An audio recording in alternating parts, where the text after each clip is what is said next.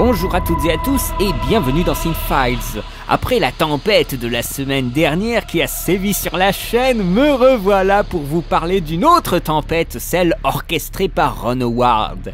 In the Heart of the Sea, au cœur de l'océan, sorti en 2015, adaptation du roman éponyme de Nathaniel Philbrick, lui-même inspiré d'événements réels. Cette histoire a également inspiré le célèbre roman d'Herman Melville, Moby Dick. C'est un film avec Chris Hemsworth, Benjamin Walker, Cillian Murphy, Tom Holland, Ben Whishaw, Brendan Gleeson. C'est un film qui a coûté 100 millions de dollars, il en a rapporté pour l'instant 20 petits millions. Il dure combien de temps? J'en sais rien. Ça commence bien. Il dure 2 heures et qu'est-ce qui se passe pendant ces 2 heures? En hiver 1820, le capitaine Pollard et son second Owen Chase sont plongés dans une partie de cache-cachalots au beau milieu de l'océan.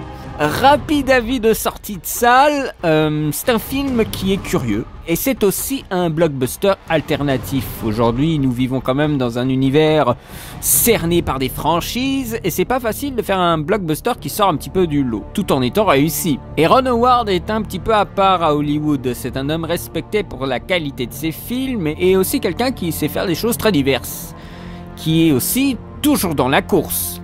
Le film emploie la mise en abîme. Le réalisateur nous raconte quelqu'un en train de raconter. Nous commençons avec un écrivain, Philbrick, qui va voir un des rescapés du navire et lui demande de raconter son histoire. Et donc c'est un plongeon dans les souvenirs. Une histoire qui est contée, qui permet ensuite de créer toutes sortes d'ellipses, de passages temporels, typiquement des passages qui auraient pu être un petit peu violents ou un petit peu compliqués à raconter et qui, bien sûr, allongerait le récit, balisant un petit peu trop l'aventure du coup. Nous avons les épisodes incontournables du récit en pleine mer, la tempête, les rapports de force entre le capitaine et des gens dans l'équipage. On n'a pas de pirates, ce qui fait justement que le récit est un petit peu particulier. C'était pas un récit d'abordage ou de canonnage, hein. Il n'y a pas du tout de pirates là-dedans, c'est du safari, ou comme je l'avais lu dans un article anglais, le seafaring, ça c'est pas mal.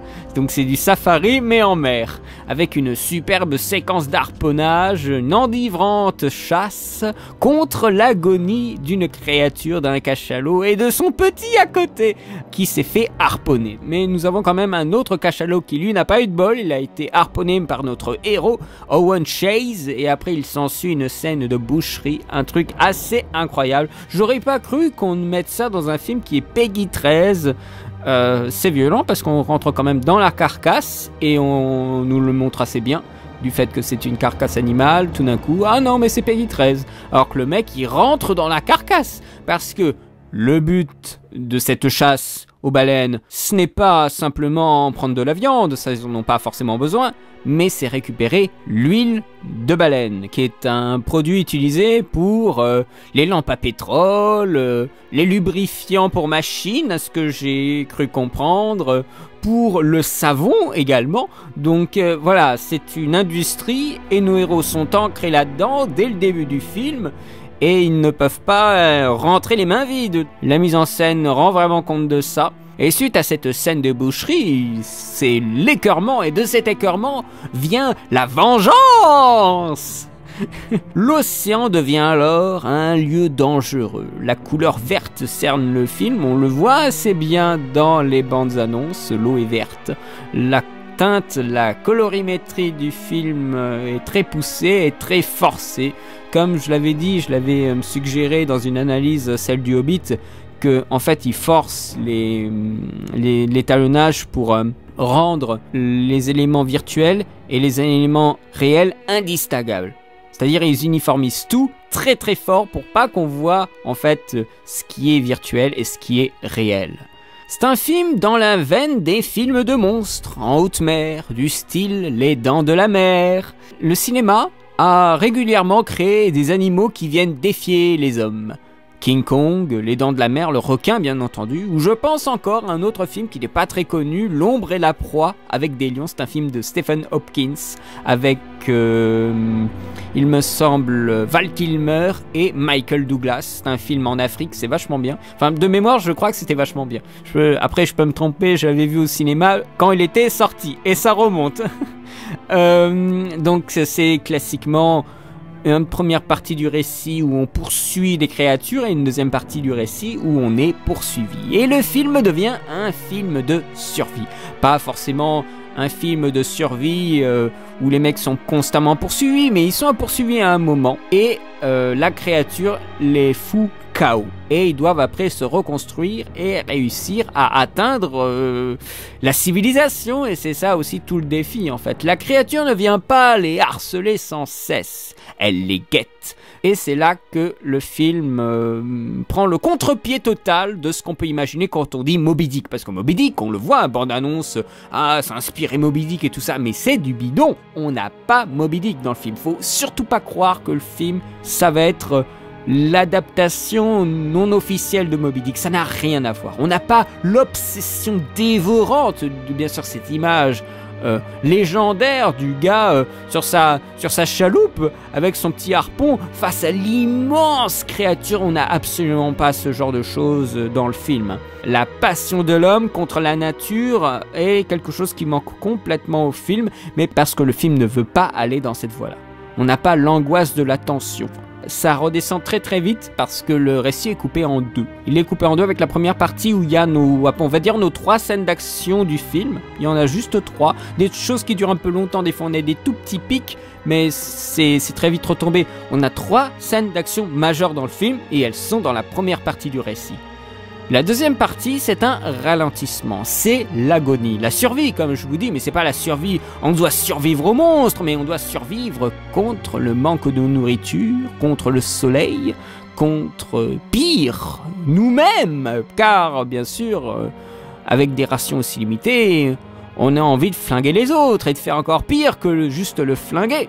Donc le film, après, s'apparente à une longue agonie, qui peut devenir chiante, mais que j'ai trouvé plutôt intéressante parce que, en tant que blockbuster à 100 millions, le film n'a pas de scène d'action épique finale. On a une espèce de petit sursaut, mais c'est tout, et ça va pas plus loin. On n'a pas une espèce de récit qui grimpe jusqu'au final. Non, le final nous est déjà dévoilé dès la moitié du film, et après c'est une reposée sur l'eau lente. Et ça, c'est une idée qu'il faut vraiment se mettre en tête. Quand on va voir ce film, c'est vraiment une structure de récit qui est très claire, mais qui est aux antipodes de ce qu'on peut voir en ce moment en blockbuster. Honnêtement, je vais vous le dire, je pensais que les gars allaient retrouver un nouveau bateau, et que ce bateau allait se faire attaquer, encore une fois, par cette créature, mais absolument pas.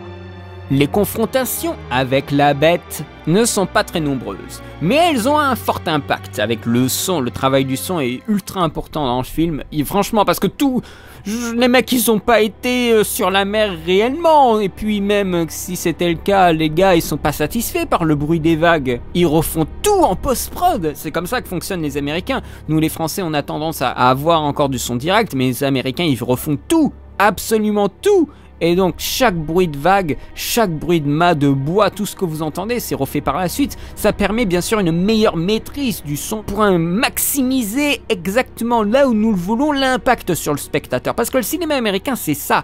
Et pour ça, tous les moyens sont bons, y compris les moyens sonores. Et là, alors là, il y a des impacts, c'est très très travaillé. La créature les pousse jusqu'à leurs limites, les gars, justement, en les guettant régulièrement, ils les poussent jusqu'à leurs limites. Que peut-on faire pour survivre? Et le monstre, en fait, est qu'un prétexte, vous vous en doutez peut-être, pour nous parler des relations humaines entre les hommes. Bien évidemment, et c'est là aussi que le film est un petit peu trop balisé, comme je vous ai dit, quand on a compris que ça allait pas parler de Moby Dick, alors on peut se dire que ça va parler plutôt d'humain, de relations entre Owen Chase et le capitaine Pollard, bien entendu, problème de classe si l'on peut dire, relations avec les gens de l'équipage, relations à Dieu, parsemées pendant un dialogue, pour une conclusion que je trouve trop simple, mais qui a un discours de fin un petit peu semblable à celui de Pi. Celui de Pi est mieux amené au spectateur et le fait plus réfléchir. Mais au final, ce que nous propose Ron Howard à la fin de son film, c'est la même chose. La vérité ou le mensonge? Le récit incroyable, mais qui peut faire du mal à l'industrie de la baleine, de la chasse à la baleine, ou bien le mensonge pour faire continuer le profit. Je ne dis pas que c'est le même que l'histoire de Pi, mais nous sommes aussi dans ce questionnement de la vérité et du mensonge. Que va-t-on offrir au spectateur qui veut attendre notre rapport? Tout comme qu'est-ce que va offrir notre survivant à l'écrivain qu'il a en entretien pour écrire son livre? Il y a un bon casting et un bon acting. Il y a pas forcément une absence d'émotion, mais voilà, il faut être réceptif. Moi, je l'ai été à des moments assez précis, pas forcément aux endroits qu'il souhaitait. C'est un petit peu dommage, mais encore une fois, moi, ça me gêne dans la plupart des vidéos de vous parler du jeu d'acteur. Parce que je ne suis pas acteur, je suis monteur. Je pense que je devrais pas forcément parler des acteurs et de la façon dont ils jouent, parce que franchement, si à chaque fois dans les vidéos, et je le vois pas que chez moi, je le vois chez plein d'autres personnes, il joue bien. Mais qu'est-ce que ça veut dire, il joue bien? Mais parce que tout simplement, on est incapable, en tant qu'amateur, et qui ne sommes pas spécialisés, de parler du jeu d'acteur. Nous ne sommes pas des directeurs de casting, nous ne sommes pas des réalisateurs, et nous ne sommes pas des metteurs en scène de théâtre. À la limite, on peut être des acteurs. Et encore, je me pose la question, comment puis-je parler du jeu d'acteur, moi qui ne suis même pas spécialisé dans ce domaine-là? C'est pour ça que souvent je dis, il joue bien, ça veut dire que ça marche. Je suis investi émotionnellement, je m'identifie à la personne. Mais en soi, ce genre de phrase, ça ne veut rien dire. Je me pose vraiment la question. Je ne peux pas vous dire grand-chose sur l'acting parce que je suis incapable de déceler vraiment les choses qui fonctionnent. Les regards, la gestuelle, mis à part des choses qui sont grossières comme, ici. La perte de poids, c'est un élément de l'acting qui est grossier, c'est-à-dire qui est énorme dans le film, qui se voit énormément. Voilà, c'est un type de rôle. Hemsworth, il a décidé de faire ça, de baisser son poids de 97 kg à 79 si j'ai bien lu les textes. C'est une perte de poids immense. Pour juste peut-être quelques jours de tournage, je dirais peut-être une bonne vingtaine. Il y a eu 73 jours de tournage à ce que j'ai lu, donc peut-être une bonne vingtaine par rapport au film. Mais voilà, mis à part mettre en valeur ce genre de choses assez exceptionnelles lors du tournage, je ne peux pas vous parler vraiment du jeu d'acteur. Mis à part peut-être de vagues idées comme ça qui me viennent à l'esprit. Par exemple, Tom Holland, donc le futur Spider-Man. Quand je le voyais à l'écran, j'avais l'impression que c'était Christian Bale jeune, qu'on voyait dans l'Empire du Soleil, qu'on voyait dans l'adaptation de l'Île au Trésor, j'avais l'impression que c'était lui. Et si c'est lui, alors il est promu un merveilleux avenir, ce garçon. Non mais oui, moi cet acteur, tous les acteurs jouaient très bien, il n'y avait pas de soucis. Cillian Murphy est aussi très bon. Et le Chris Hemsworth, c'est la virilité à l'état pur. Putain, le mec, il est méga viril. Alors il disait que c'était son rôle le plus dur physiquement et émotionnellement, c'est vrai. Je trouve que par rapport à ce qu'il a fait avant, là oui, il y a un travail quand même. Alors bien sûr, c'est pas un truc de fou, mais c'est peut-être plus facile d'apprécier ça pour moi parce que ça arrive un petit peu avec ses gros souliers. C'est presque maintenant une norme, maintenant que j'y pense, la perte de poids. Et la reprise de poids au rôle suivant aussi. Je pense à par exemple Gyllenhaal qui avait perdu beaucoup de poids pour Night Call et qui a en regagné énormément et très rapidement pour Southpaw qui était très bien, film de boxe. Chris Hemsworth joue sur le début où il ressemble presque. Alors là, s'il faisait un film Pocahontas, il faudrait Hemsworth dans le rôle de Smith. Il n'y a pas moyen. Non mais franchement, ouais. Dégage un charisme physique qui est fou. Alors je ne crois pas qu'il ait des plans où il est torse nu. Mais par contre il a une chemise tout du long. Alors c'est une chemise un petit peu légère. Mais voilà, il est charismatique, il joue. Moi je trouvais que c'était très convaincant. Il a beaucoup de charisme, je trouve. Après, si je devais continuer un petit peu sur les personnages, je trouve que les Français pensaient tout de suite à des luttes de classe. Le sujet est abordé pendant peut-être 10 minutes et après on le bazarde parce que c'est pas ça. Le but du film, ce n'est pas ça du tout. Ça va créer des tensions, mais ce sont des tensions qui sont vite dépassées par des événements plus graves et des confrontations qui sont plus graves. Bien sûr, celles vis-à-vis de la nature. J'ai discuté avec un journaliste, oui, un vrai journaliste, il n'y a pas très longtemps, qui me disait que Ron Howard n'a pas de pattes. Et dans la bouche de certains, ce serait presque un reproche. Mais je crois que ce n'est pas parce qu'on ne les décèle pas, ces pattes de réalisateur, qu'il n'y en a pas. Ça reste un artisan respectable, trop souvent relégué, faut bien le dire, au rang de faiseur sans âme. Je dirais pas yes man, mais de quelqu'un qui ne se bouge pas trop le cul.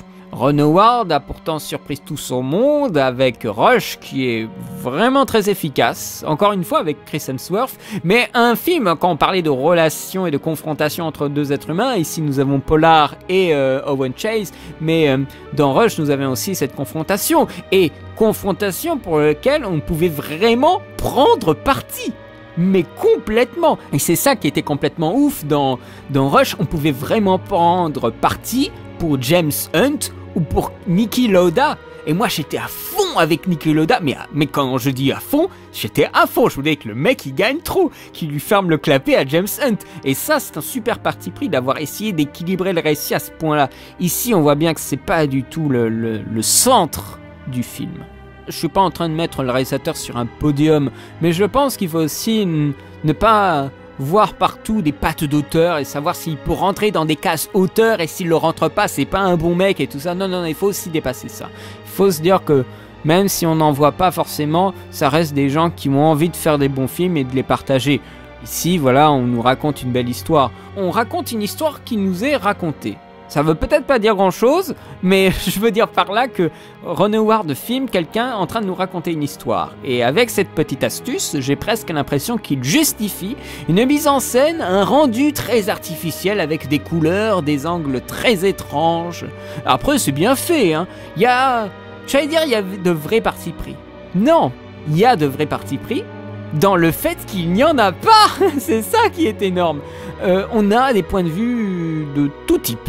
Des points de vue sous la mer, alors qu'il n'y a pas les humains sous la mer, on a les points de vue des hommes, on a un point de vue du ciel. Et ça rend le tout un peu académique, il y a trop de points de vue, il n'y a pas de parti pris de point de vue. La caméra va même jusqu'à suivre le mouvement de la baleine, et on a tous ces inserts super étranges. Je me pose vraiment la question, parce qu'il y a une mise en scène en termes d'angle qui n'a pas été pris. T'as tout et n'importe quoi dans ce film. C'est un peu fourre-tout, c'est un peu sans queue ni tête, on se perd dans l'espace. Alors, ce n'est pas gênant dans la séquence de la tempête, c'est l'idée, mais ça donne au film une teinte d'expérimentation. Ça peut passer chez certains, ça peut rebuter chez d'autres, je me permets juste de vous l'indiquer. Il y a beaucoup d'inserts, et surtout des inserts où on croirait qu'on a collé une GoPro dessus, parce que ce sont des inserts qui bougent, c'est-à-dire des angles sur le harpon, sur des cordes qui bougent, voilà, en même temps qui bougent avec le mouvement, c'est assez étrange. Je ne comprends pas l'utilisation de ces inserts répétés. Alors bien sûr, étant donné que nous sommes dans un récit raconté, on peut imaginer que c'est une fantaisie de la personne qui le raconte, puisque je tiens à le signaler que Grissom joue le petit mousse joué par Tom Holland, donc le mousse qui n'avait pas été encore en mer avant. Et donc pour lui, tout est énorme, tout est exagéré, et c'est pour ça aussi que nous avons une mise en scène peut-être exagérée, où la moindre poulie est filmée en gros plan, parce que pour lui c'est un truc immense. Alors c'est peut-être pour ça. C'est peut-être pour ça qu'il y a cette mise en scène là, maintenant que j'y pense. Voilà, dans le flux de la parole, je me rends compte, c'est peut-être pour ça, parce qu'autrement je ne comprends pas. Autrement, il y a des effets spéciaux qui sont vachement bien. La baleine est impressionnante, elle est bien faite, moi j'ai envie de dire qu'elle est bien faite. Elle est filmée à un moment comme le Nautilus dans 20 milieux sous les mers de Disney. Ça m'a fait plaisir. Après, il y a des transitions de retour à la réalité de la diésège qui sont des fois très subtiles. Par exemple, à un moment, on est en train de préparer à manger, il me semble. Non, voilà, ils sont dans la cabine du capitaine. On a Owen Chase qui sort de la cabine, et après, il me semble que on a, si ce n'est pas à ce moment-là, un raccord sur une on va dire une table où on a un aliment, on a peut-être une tomate ou un truc comme ça, et je croyais que c'était dans la continuité, que c'était peut-être un autre endroit du bateau, mais non, on est revenu sur la terre ferme avec l'écrivain qui est en train d'écouter Grayson en train de raconter son histoire. Et je le sentais pas venir jusqu'à ce que j'entende le personnage parler et que je vois le panoramique sur la pièce. Et cette idée de transition subtile où on croit qu'on est encore dans le récit raconté, je trouve que c'est vraiment très brillant et ça marche plusieurs fois en plus. Après, si je devais être un petit peu chiant, je dirais qu'il y a des fonds verts qui se sentent pas mal par moments à cause d'une lumière trop artificielle. Je vais vous parler de ces lumières et de ces couleurs un peu trop artificielles. La source de lumière n'a pas été créée au tournage, mais ils ont éclairé les acteurs comme si, ou travaillé en post-prod. Ça, je ne sais pas trop ce qui est le plus juste, ce qui est le plus efficace. Et cette différence entre ce qui a été fait au tournage et le résultat final, eh bien on le ressent. On le ressent dans certaines scènes et ça peut vous bloquer. Je pense à une scène, par exemple, le cachalot avait pété le bateau, eh bien il se trouve que sur le bateau, il y avait des barils d'huile de baleine qui étaient remplis et qui ont un petit peu fuité. Et étant donné qu'il y a quelquefois des lampes à pétrole qui sont sur le navire, eh bien les lampes à pétrole, elles ont un petit peu fait exploser le navire en étant en contact avec l'huile de baleine. Et donc on a du feu, voilà, le navire brûle. Et le problème à ce moment-là, c'est comme si on avait un écran de rétroprojection derrière les acteurs, c'est-à-dire un écran sur lequel on projette des images. Ça se faisait dans les années 50-40, mais ça donne un aspect super artificiel à l'image et donc il joue sur la couleur, uniformiser la couleur pour qu'après on ait l'impression que ça soit dans la continuité et ce que nous voyons en fond soit réel. Sauf que ça se voyait trop et ça me gênait beaucoup. À ce moment-là, j'étais un peu décroché du film alors que c'est censé être un moment émotionnellement fort. Et ça se rajoute en plus quand tu sais qu'après Chris Hemsworth est coincé dans le bateau et qu'il essaye de nager entre les flammes et tu vois que tout est du chiquet quoi. Et ça me gêne parce que ça devait être un moment héroïque, un moment d'action et un peu émotionnel. Mais non, mais j'arrivais pas parce que je voyais la tare technique. Alors je prétends pas être un spécialiste des effets spéciaux et repérer que ça dans le film, mais à ce moment-là, j'étais pas engagé et c'est pas normal que je n'ai pas été engagé. Donc il y avait un problème technique qui m'a bloqué. Le film devait initialement sortir en mars 2015, il y avait une bande-annonce qui était apparue, je crois, vers février. Et voilà, le film a été repoussé. Il a été repoussé jusqu'en décembre, jusqu'à maintenant. Pourquoi ce déplacement en décembre ? Les personnes ne vont pas se déplacer pour ce film. Alors je le souhaite bien entendu, mais il y a Star Wars qui pointe le bout de son nez. C'est suicidaire. Mais alors, soi-disant, et ça je le tiens d'une amie qui travaille chez Warner France, très clairement, donc elle a pu approcher Ron Howard pour poser ce genre de questions aux conférences de presse, c'était pour de la 3D. Que Ron Howard a voulu prendre son temps pour créer de la 3D pour le film. Je n'ai pas pu le voir en 2D, j'étais obligé de le regarder en 3D. J'avais peur que la 3D me gâche le film. Alors je vais un peu parler maintenant de la 3D, étant donné que maintenant c'est mon 3e film en 3D avec The Walk et Gravity, donc je vais un peu en profiter. Je pensais que j'allais être moins investi émotionnellement dans le film à cause de la 3D et des effets de la 3D. Sachant que le film a été en 2D et donc il a été post-converti. Ce qui pouvait être rassurant, c'est qu'il a été programmé en mars, et il n'arrive que maintenant, donc la conversion en 3D a pris beaucoup de temps. Ça se sent. Ça se sent dans le découpage de multiplanes, parce que c'est ça finalement en 3D, qu'ils ont fait pendant tout le film. Il y a beaucoup de plans qui jouent sur ça. Le problème, c'est que il y a beaucoup de choses qui sont au premier plan et qui sont floues. Alors dites-moi en commentaire, les gens qui ont vu beaucoup de films en 3D, si c'est normal qu'à chaque fois qu'il y ait des trucs au premier plan, ce soit flou. Mais attention, flou! On ne voyait... Il y avait aucun problème de luminosité, si c'est ce que vous craignez. Mais je trouve qu'en termes de flou, il y avait très peu d'images qui étaient nettes.